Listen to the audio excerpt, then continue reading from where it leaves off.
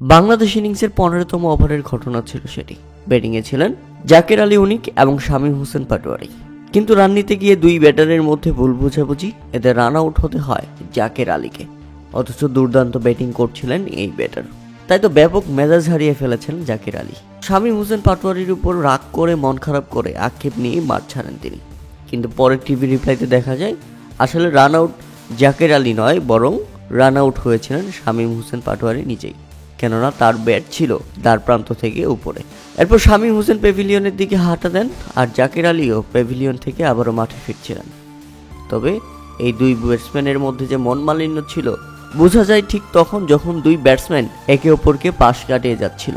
তাদের মধ্যে কোনো হ্যান্ডশেক কিংবা চেয়ার আপ করতে দেখা যায়নি। এটা নিয়ে সংশয় তৈরি হয়েছিল বাঙালি সমর্থকদের মধ্যে। অনেকে ভেবেছিল, আশা করছে এই দুই ব্যাটসম্যান নিজেদের মধ্যে ঝামেলা ঠিক করে নেবে, এবং সেটা ঠিক হয়েছে। জাকের আলী অনিক যখন শেষ পর্যন্ত চোখ ধাঁধানো একটি ইনিংস খেলেছেন, 41 বলে 72 রানের অপরাজিত ইনিংস খেলে জাকের আলী ফিরলেন প্যাভিলিয়নে। হাঁকিয়েছেন 6টি ছক্কা এবং 3টি 4, আর তার সুবাদে বাংলাদেশ নির্ধারিত 20 ওভারে 7 উইকেট হারিয়ে 189 রানের বিশাল লক্ষ্য দাঁড় করাতে পারে। আর ইনিংস শেষ করে জাকের আলী যখন ফিরছিলেন ড্রেসিং রুমে, তাকে রিসিভ করতে সবার সামনে দাঁড়িয়ে আছে শামীম হোসেন পাটোয়ারি। এরপর দুই ব্যাটসম্যানের কি হ্যান্ডশেক এবং একে অপরকে বুকে জড়িয়ে নিলেন, তাতে বোঝাই যাচ্ছিল আগের মন খারাপ এবং রাগটা নেই তাদের দুজনের মধ্যে।